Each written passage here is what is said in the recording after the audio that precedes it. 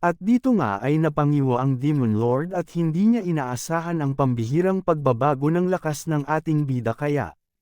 Tinignan niya ng bahagyang sulyap ang kanyang kamay at napansin niya ang pamumula banda sa dulo ng kanyang mga daliri kaya tumulo ang kanyang pawis sa sobrang pagtataka kung paano siya nito tila dinadaig.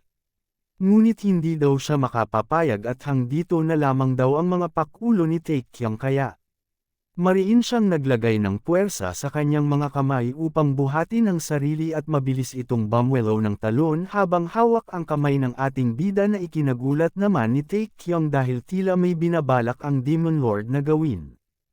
At iyon na nga, isang napakalakas na tuhod ang tumama sa mukha ng ating bida at kita dito ang matinding puwersa. Tumalsik ang mukha ni Taekyang sa di kalayuan at sa ilong nito ay lumabas ang pulang likido. Nahiyaw ito ng sakit habang ang Demon Lord ay lumapag ng may posturang malupet.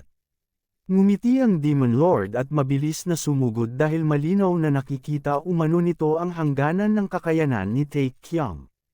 Sinimulan ng Demon Lord na polanan ng maraming suntok si Taekyang at ang bawat suntok ay hindi biro sapagkat naglalaman ang bawat isa ng malakas na puwersa dahilan upang magsanhi ng mga impact sa hangin.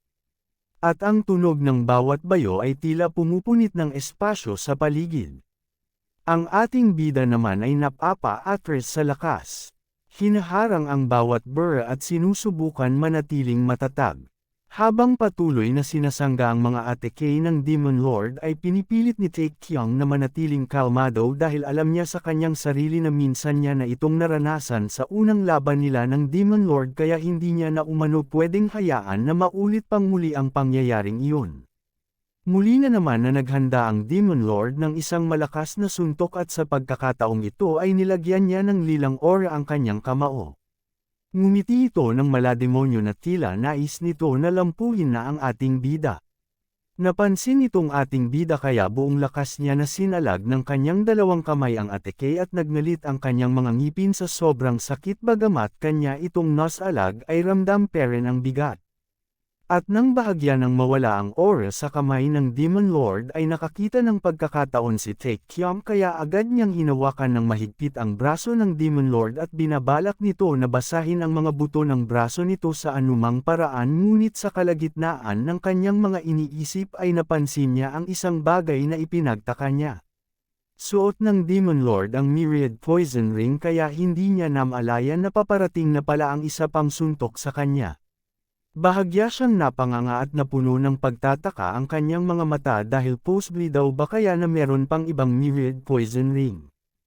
At dahil doon ay nagkaroon ng malakas na pagyanig sa lugar at sa di kalaunan ay makikita ang ating bida na bagamat puno ng pulang likido ang kanyang bibig ay tila masaya pa ito dahil sumilay sa mga labi nito ang isang mapangutyang ngiti.